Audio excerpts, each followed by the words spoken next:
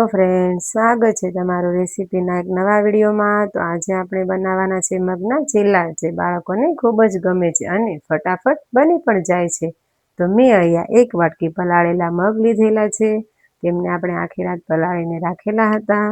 પછી તેમાં એક વાટકી જેટલો ચણાનો લોટ, 4 થી 5 લસણની કળી, 1 ઇંચ આદુનો ટુકડો અને ટેસ્ટ પ્રમાણે લીલા મરચાં લીધેલા છે।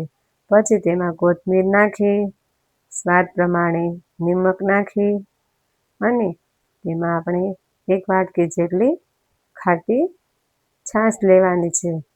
પછી આપણે તેમને મિક્સર જારમાં સરસ રીતના બેટર બનાવી લેવાનું છે। જો બાળકો આ મગ ન ખાતા હોય પણ તેમને આપણે આવી કોઈ પણ રેસીપીમાં બનાવી અને તેમને આપણે ખવડાવી શકીએ છીએ। તો એકદમ સરસ રીતના બેટર બનાવી લેવાનું છે। આમ એકદમ પતલું પણ નહીં અને એકદમ જાડું પણ નહીં, તે રીતના। તો બેટર સરસ રીતના બની ગયું છે।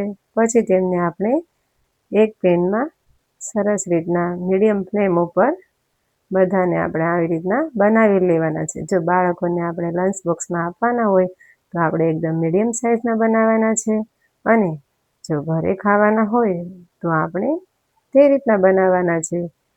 તો આ સરસ રીતના એકદમ પતલા એવા બનાવી લેવાના છે, જેથી તે સરસ રીતના ચડી જાય અને તે એકદમ પૌષ્ટિક પણ એટલા જ છે। તો પછી આપણે બધાને આવી સરસ રીતના ફેરવી લેવાના છે બીજી સાઈડ અને પછી આપણે તેમાં ઉપરથી તેલ લગાવી દેવાનું છે।